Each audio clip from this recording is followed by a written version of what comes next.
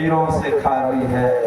और कौन कहता है कि कोई भी माँ वीर पुत्र को जन्म नहीं दी। ये शिव धनुष क्या है? मैं यदि चाह लूं तो इस धरती को मूली की तरह उखाड़ दूंगा, कच्चे घड़े की तरह फोड़ दूंगा इसको। शिव धनुष की बात करता। लक्ष्मण जी भी उस शिव धनुष को तोड़ सकते थे, लेकिन लक्ष्मण जी मर्यादा में थे कि बड़े भाई श्री राम है, इनसे वो काम होना। बड़े मर्यादा में रहते थे। देखिए मंच पर जो खड़े होकर के बोल गए, तो भगवान श्री राम अपने भाई लक्ष्मण जी को इशारा करते हैं। लक्ष्मण जी, ये शिष्टाचार नहीं है। त्रेता में तो शेषनाग के अवतार लक्ष्मण जी थे और द्वापर में शेषनाग के अवतार भाई बलराम थे। ये शिष्टाचार नहीं है। जब तक गुरु का आदेश नहीं होता है तब तक उठ करके मंच पर कुछ से कुछ नहीं बोलना चाहिए। इसलिए शिष्टाचार करता आप बैठ जाइए, गुरु का जब आदेश होगा जो वैसा कीजिएगा। तब गुरु विश्वामित्र आदेश करते हैं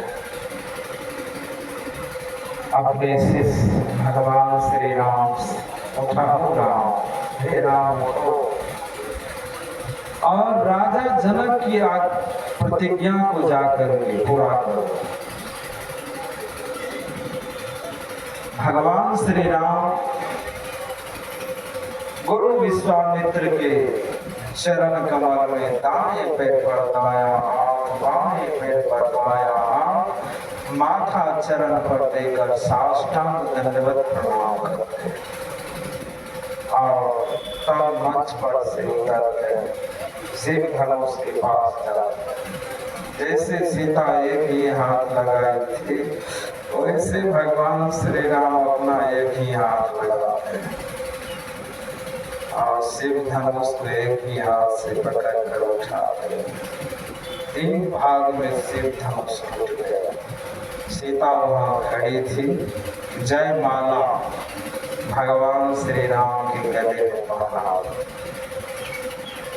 देखिए जब ये धनुष यज्ञ पूरा हो गया, तब वहां से अयोध्या निमंत्रण भेजा गया राजा दशरथ को, क्या बारात शादी करके आएगी। आपका जो बेटा श्री राम है, उसकी शादी राजा जनक की सुपुत्री सीता से। और राजा दशरथ बारात साज करके आए हैं अपने सुपुत्र के विवाह। उसमें लक्ष्मण जी, भरत जी, शत्रुघ्न जी भी आए। सौभाग्य देखिए कैसा। तो विवाह मंडप और सब तैयार हो गया, विवाह की सारी तैयारी हो गई, बाराती भी आ गए। तब क्या विचार हो गया कि राजा जनक को 4 सुपुत्री है, सीता और मीला, सुरभि, कीर्ति, मांडवी। और राजा दशरथ को भी 4 पुत्र हैं। तो इधर 4 सुपुत्री, उधर 4 सुपुत्र, चारों का विवाह एक ही विवाह मंडप पर हो जाए। राजा दशरथ तैयार हो गए, कोई आनाकानी नहीं की। रामचरितमानस से शिक्षा लीजिए, कहीं उसमें दहेज की चर्चा नहीं, दान दहेज की बात नहीं आई है कि राजा दशरथ के कि हम कोई राजा जनक राज लिख दे, आधा राज दे दे, इतना दान दहेज दे देता हम राम लक्ष्मण भरत शत्रुघ्न का विवाह करेंगे, ये सब कहीं चर्चा नहीं। लेकिन आज सत्संगी लोग ऐसे हैं, इतने चंठ हो जाते हैं तिलक लेने में कि बेटी वाले को दूर लेते हैं, कुछ रस नहीं रहने देता, पूरा नीरस बना देता। रस रहे तब न जा देता है, तेरे कुछ न गया, पूरा नीरस बना देते की लगे थे। दया धर्म भी रखिए ना। स्वामी रामदेव जी महाराज कहते हैं कि बेटी को जन्म देकर उसको पाल पोस करके पढ़ा लिखा करके सुयोग बना के उस बेटी को किसी दूसरे के हाथ दान कर देना, इस दान से बढ़कर कोई दान ही नहीं। कन्या दान से बढ़कर कोई दान नहीं। कन्या दान कर दिए तब ऊपर से धन भी आप लेते हैं। विचारिए, जो बेटी दान कर रहा है साधारण त्यागी है, जन्म दे करके पाल पोस करके पढ़ा लिखा करके नौकरी भी दिला करके तब आपको दे दिया, कमा करके वही ना आपको देगी कि अपने पिताजी को देगी। तब भी जो नौकरी करती है उनसे तो और ज्यादा तिलक किया जाता और बेसी। इसीलिए अपने में त्याग नहीं। सुन रहे थे ना, हमारे संजय बाबू गुरु महाराज की वाणी कह रहे थे कि धन से बिल्कुल मंगल और कल्याण होने वाला है। आपके अंदर में धन को त्यागने की भावना होनी चाहिए। पकड़े मत रहे, चंठ नहीं बने, धन को त्यागिए।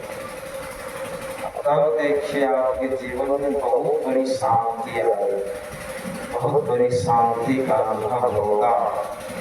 एक ही विवाह मंडप पर भगवान श्री राम, भाई लक्ष्मण, भरत और शत्रुघ्न का, इधर सीता, उर्मिला, श्रुति, कीर्ति और मांडव, ये सब का विवाह हुआ। और कभी आप रामचरितमानस में नहीं पढ़े होंगे कि चारों बहन में कभी लड़ाई हुई है, झगड़ा नहीं। चारों भाई में कभी लड़ाई झगड़ा हुआ है।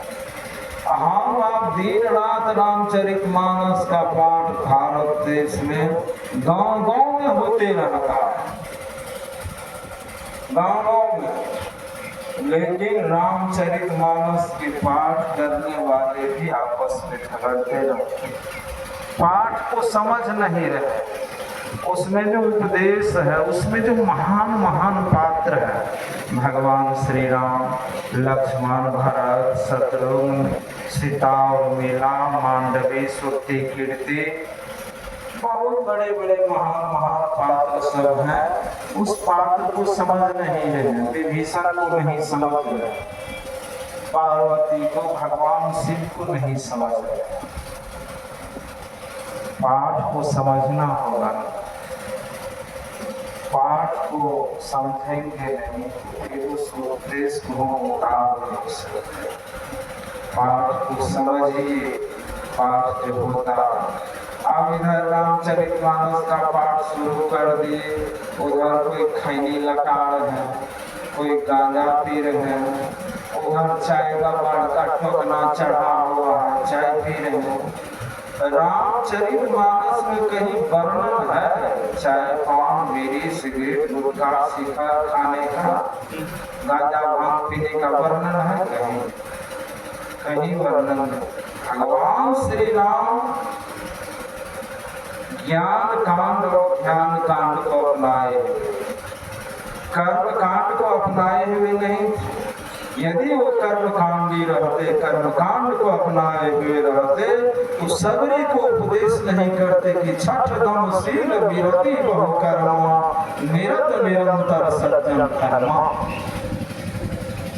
इस छठ दम शील विरति बहु कर्मा का क्या? छठी भक्ति है दमशील बनने का स्वभाव वाला होना। दम मन होता इंद्रिय निग्रह, इंद्रियों को वश करने वाला स्वभाव आपके अंदर में होना चाहिए। आपकी सभी इंद्रियां आपके वश में होनी चाहिए। 14 इंद्रियां हैं इस शरीर में।